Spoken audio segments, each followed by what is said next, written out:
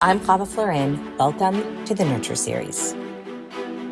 I created the Nurture Series because I understand that most of us are balancing parenting, relationships, and work, but we can't nurture others if we ignore ourselves. Welcome to the show. We're so happy to have you.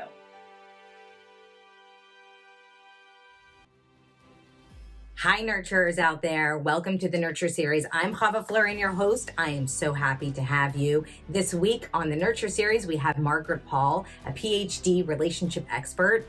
I'm super excited. A little bit of information that you should know about what's upcoming is my book is being launched this summer. It's called Everything is Going to Be Okay: How to Nurture Ourselves Through a Storm. It's a collection of some of the interviews that I've been fortunate enough to have on the Nurture Series, where I give all different kinds of advice and my own personal storytelling on how we can survive storms. This year has been a big one. The last 2 years actually have been a big storm. And I thought to myself, we need a handbook, like an adulting handbook that tells us how to get through it. So I've been fortunate enough to have fabulous guides in my life that I brought to the show and that I've given to you guys. But I thought, wouldn't it be great to have a book that you can curl up with and just read all of the best that I collected on the show? And that's what we've done with this book. And I'm really excited. Try to tune in as much as you can so that you get the updates of when the book is being launched, and I will let you know what the date is. Don't have it yet, but it's coming. Can't wait. Welcome to part 1 this week on the Nurture Series with Dr. Margaret Paul, author of Inner Bonding. This week's title is called How to Nurture Your Inner Child.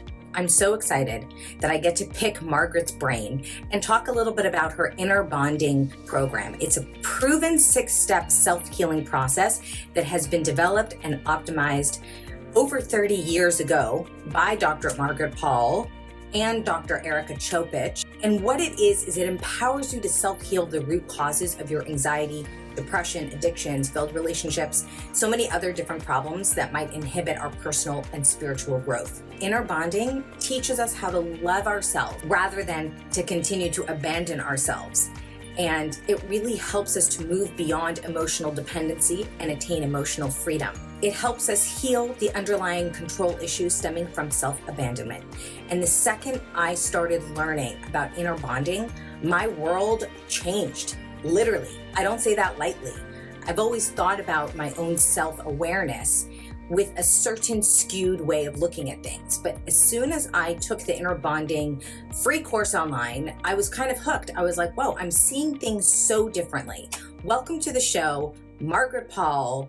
Thank you so much for being here. I'm so excited. I'm so excited that I finally get to meet you. This is really exciting for me because the first time I saw you was, I must have been coming late to the party. That's all I can say, because you've been doing this for 50 years. 53 years. So clearly God had to put you in my path in the moment that he did. I'm so disappointed I haven't known about you sooner, but I saw you did an interview with Dave Asprey on the Bulletproof podcast. And my first thought was, who is this woman? I must interview her. Okay. Tell me a little bit about yourself. Tell our viewers. I know a lot about you because I've read about you and I've read some of your materials and I took your Inner Bonding free course online. So I know a lot about you, but our viewers don't. So I'm so stoked that they get to meet you. Tell us a little bit about yourself in terms of, you have a PhD in psychology. And one of the things I know you wrote about was that you didn't really identify after you became a psychologist with some of the typical, I guess, approach to psychology, and something felt off for you. What was it about that made you change direction a little bit in how you heal people? Well, I had a ton of therapy after coming from a dysfunctional family, and I had been practicing traditional psychotherapy for 17 years. I wasn't happy with my own therapy and what I was doing with clients. And so that's when I just started to pray for a process that would work fast and deep and that people could learn to do on their own. And that's when I met Dr. Erica Chopich. She's the co-creator of Inner Bonding, and she had half the process, I had half the process. So after Spirit kind of put it together for us, I realized that in traditional psychotherapy, all the different therapies I had, nobody ever told me that I was responsible for my own feelings, for learning how to learn from them, for learning how to lovingly manage them. And nobody had ever taught me how to do that, nor had anybody taught me how to have what I call at will divine connection, which is to be able to connect to a higher source of love and truth anytime we want. So without those two things, there's no real healing. And so no wonder traditional psychotherapy hadn't worked well for me or for the people that I was trying to help. And so I've been practicing the inner bonding process for the last 35 years. I mean, I'm just amazed. It's so life-changing. And I've worked with hundreds of thousands of people around the world. And it's a miraculous process. I feel so blessed that spirit brought it in. I feel very blessed to have met you and that it came across my world. I'm even more excited I get to share it with other people. So what is the inner bonding process? Can you give us an understanding? What is it? So it's a 6-step process that anybody can learn that does teach people how to take responsibility for their feelings. So I can go through very briefly the 6 steps. So step 1 is about moving out of head focus. Most of us learned as we were little, when we had pain, most of us had pain growing up, that we didn't know how to manage it. And so we learned to go up in our head because our feelings are in our body. And so we disconnected from our body, dissociated, and went up in our head. Now we need to reverse that. We need to get back in our body. Otherwise, we don't know when we're feeling something. So, and that would be like, let's say that you put Novocaine in your hand and then touched a hot stove, you wouldn't know that you're burning your hand. So if you don't know that you're feeling something, then there's no way to learn about what's causing that. So step 1 is we learn to get into body focus. And that really creates a self-awareness. That's the first step to creating self-awareness, because you can't really you can't invite someone else into your life and expect them to see you and take you in if you haven't spent the time to see yourself and take yourself in. That's right. And our feelings are an enormous source of inner guidance. Our feelings are the main way that the soul within us, we have our soul within us and our soul all around us, communicates with us. So if we're disconnected from that, we don't get all that incredible guidance. And so that's you had talked about a little bit. I know we're going to get through all the 6 steps, but I already have like a bunch of questions. You had talked about, before we get to step 2, your childhood and how traumatizing it was. You kind of grew up in a pretty dysfunctional family. How did that contribute to your ability to get to know your own feelings? Because I think a lot of people who grew up in trauma, or they grew up in families where they had to put their emotions aside, maybe to take care of a parent, whether it be an ailing parent who's physically ill or a parent who's emotionally ill, that's like the first step to completely numbing out, right? We're not paying attention. Did you find that happened to you when you were a child?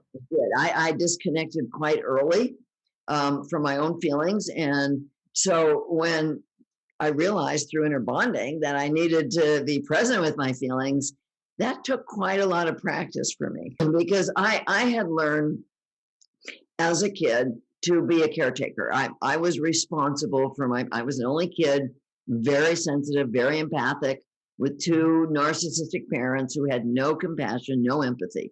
And so, and my mother was a rager and a crier, and I was made responsible for her feelings. And so I learned to be tuned into my parents, and I could feel their pain, but I learned to disconnect from my feelings because they couldn't feel my pain. And so you were feeling everything they were feeling, and that just negated everything that you had in yourself. Well, and I wasn't allowed. I mean, if I got upset about anything, I was ridiculed, I was judged, put down, told I didn't feel that, told I was wrong. And so my feelings were completely denied, not seen. They couldn't feel into me the way I could feel into them.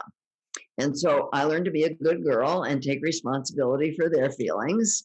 And then, of course, I did that with my husband, my kids, everybody, my clients even, learned to be very tuned into them. And so when inner bonding came in, that was a big challenge for me to move from mind focus to body focus. Took me a lot of practice. What was the actual practice to get there? Is it meditating? Yeah, no, I got a little gadget called a motivator that I wore on my body, and I set it to buzz against my body every 5 minutes to remind me to get inside. I wore a rubber band to remind me. I put sticky notes around to remind me. Nowadays, I mean, then there wasn't the cell phones.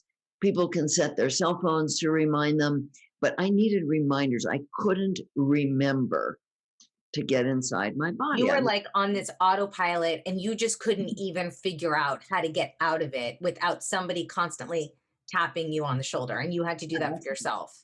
That's right. So it took me quite a while to get present in my body and realize that I had feelings in there, and those feelings were mostly anxiety, mostly. I was a very anxious kid. I mean, I was aware that I was anxious a lot, and I was aware that I was anxious through my own therapy.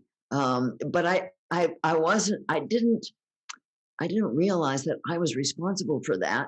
I thought it was coming from, as a kid, from my parents, and then, from my husband, from external things. And Right. so You I could would, say, like, it's everyone else's fault that I'm in this state or that I feel these overwhelming sensations.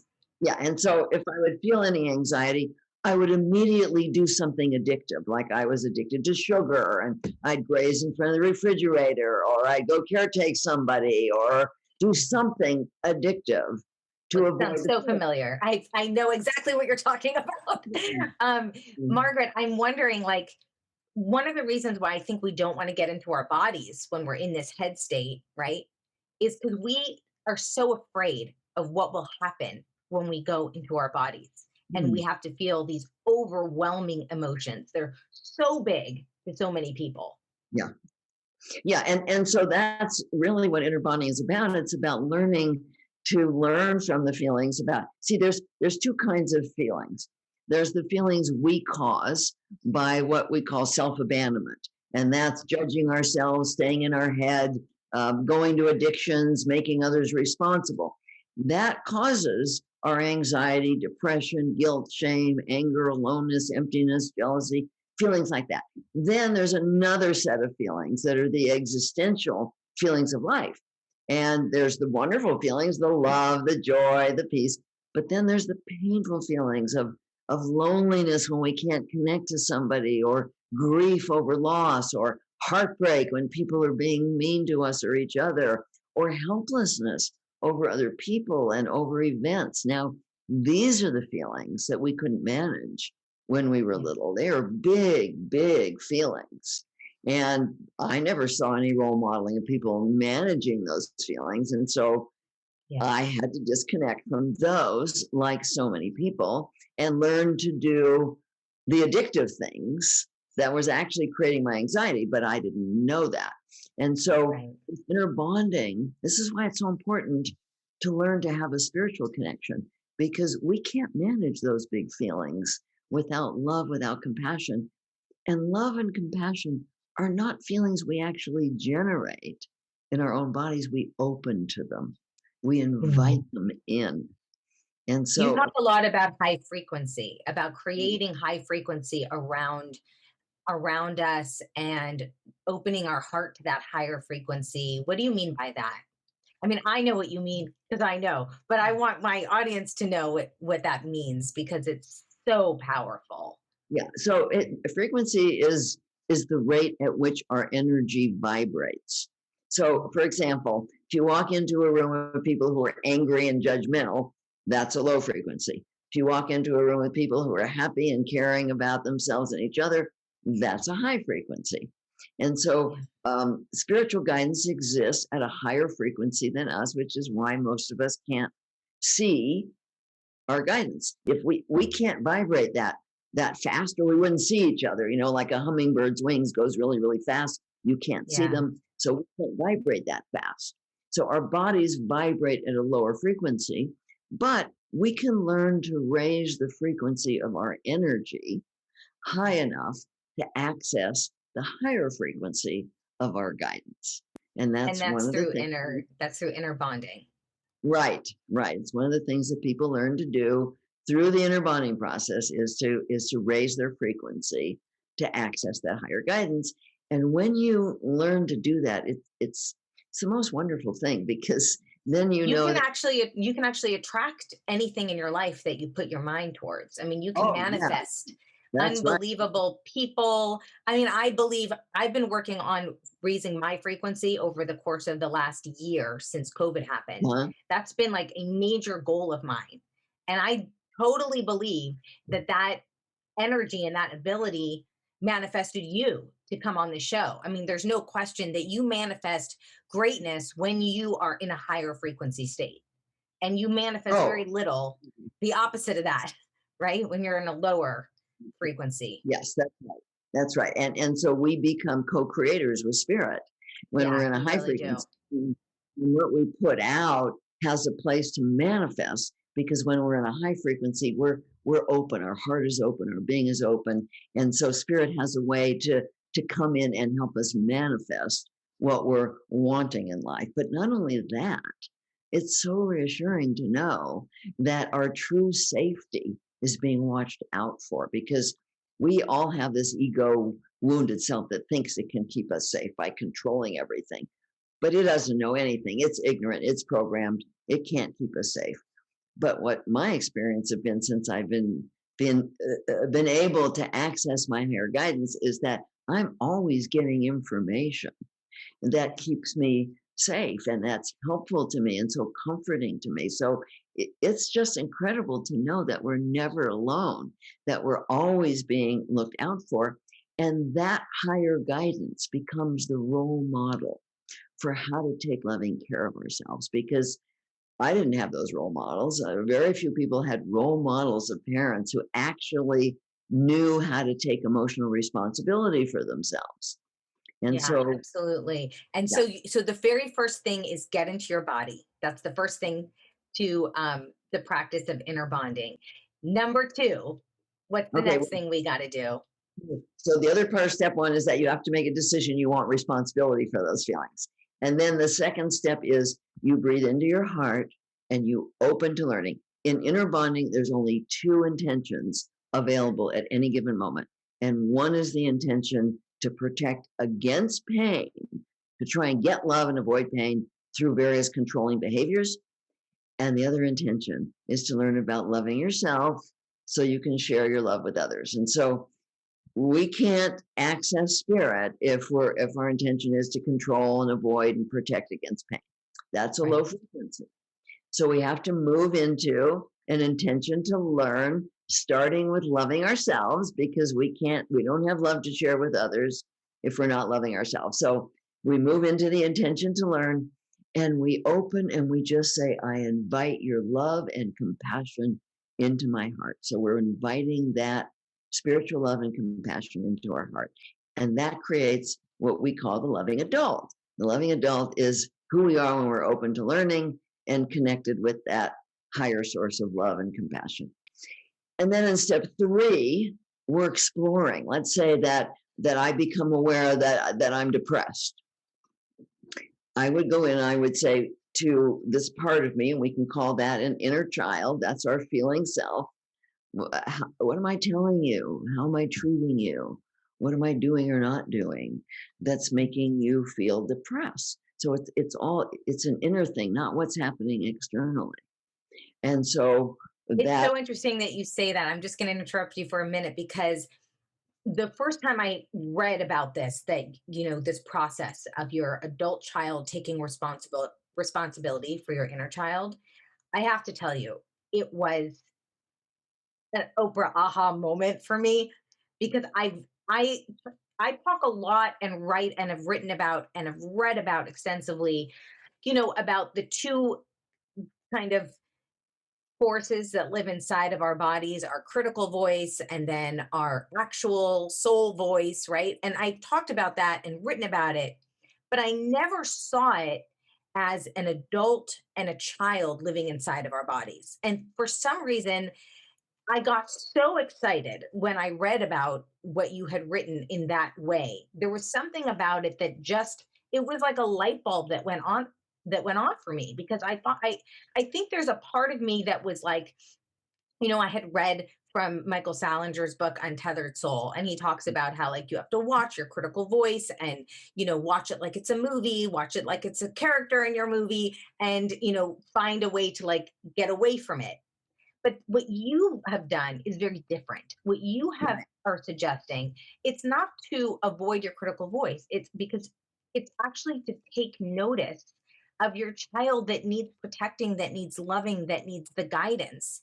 And that when you look at your child, your inner child, which is with you from the time you're born, it's never going to go away. Even like I remember my grandfather recently passed away. He was 100 years old. And on his 100th birthday, I'm like, how old do you feel?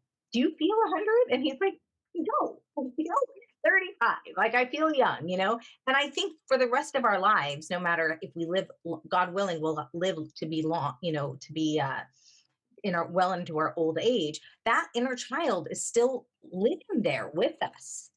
And that thought just changed the way that I see my own inner dialogue. It was life changing. That's great. Yeah. So I see that soul that's in our body. I call that inner child. It's not really a child. It's sort of ancient and it's immortal. But calling it an inner child helps us know that we're responsible for it, because most people, that's the feeling part of us. And most people don't think about being responsible for their feelings. And the loving adult is that part of us that learns to take that responsibility. Yeah. But most of us, see, when I start to work with somebody, they don't have a loving adult. When I started inner bonding, I didn't have a loving adult. I had a loving adult who could take financial responsibility or organizational Yeah. responsibility, but But not not, emotional. I didn't know anything about that. The thing that happens with the practice of inner bonding is that we develop the new neural pathways in the higher brain for the loving adult, because that ego wounded critical part of us is in the amygdala, the lower part of the brain, the fight or flight mechanism. That's Yeah. programmed. We get programmed into that from the time we're born. And so we can't get rid of that, but we can heal it. See, I also think the other thing that kind of made me realize why it was so critical to think like this is that for a lot of my listeners, young women, they get married very young, or they have children in their 20s and 30s. And sometimes if they feel like they don't have a parent that they could go to, or in my case, I lost my father when I was younger. So it was, it felt like I didn't have anyone to rely on. And my thought process was, I've been cheated. yeah, Something didn't, add up for me. That's unfair. It was unfair. It was unfair. But but the one thing that I was excellent at was I was a great parent. I was good at being a mother. I was really good. And I thought to myself, well, if I'm good at being a mother to my children, why can't I be a mother to myself? Why can't I be the parent to myself? that's right. And that's what we have to learn to do. And I Yeah. realized when I was trying to tune into my body that when my first child was born, I had been a very deep sleeper. Nothing would wake me up. But from the moment he was born, all he had to do is go, ah, and I was up. It's like I was tuned into him immediately. And Yeah. then I realized, okay, I have to have my inner baby monitor on. I Yeah. gotta learn to tune into me in the Yeah. same way that I tuned into him. And I didn't have to learn it. And the reason I didn't have to learn how to tune into him was that I really wanted to be a loving parent. And once I really accepted responsibility for me, that's when I could stay present in my body. That's when my inner baby monitor was on. And I knew the minute I felt something other than peace and fullness inside that I needed to attend, just like I did with my kids. Yeah. And I think that as caregivers, we tend to kind of get lost in that a little Mm, bit, where we're thinking about, like, as I'm getting older, I'm thinking about moving away from being full-time mom. My kids are growing up. And so that transition is really hard, because my whole thought process, especially a lot of our moms in our community and people and my audience members, a lot of our moms and dads, you're constantly thinking of in terms of taking care of somebody else, but there's just yeah, that's no right. carving out that time to say, okay, well, am I taking care of my inner self as well? What I didn't realize when my kids were growing up is that half of good parenting is being there for your kids, and the other half of good parenting is role modeling, being there for yourself and taking Absolutely. responsibility for your own feelings so that they learn to do that. I would have given anything to have had that role modeling for my parents to show me what it was like to make themselves happy, to take care Yeah. of their feelings instead of being angry or victimized or all that. So that's a big part of being a loving parent. Wow, this has been an incredible interview with Margaret Paul. If you've enjoyed this and you have just gained a lot out of it, stay tuned for next week when we have part two with Dr. Margaret Paul, and we talk about the last three steps to her inner bonding process. This has been a fantastic show. Thank you guys for being part of it. If you want to get more information, Margaret has a fantastic brand new program that she's put out. You can go ahead and check it out in the show notes. Come on back next week when we'll have part two with Dr. Margaret Paul, author of Inner Bonding.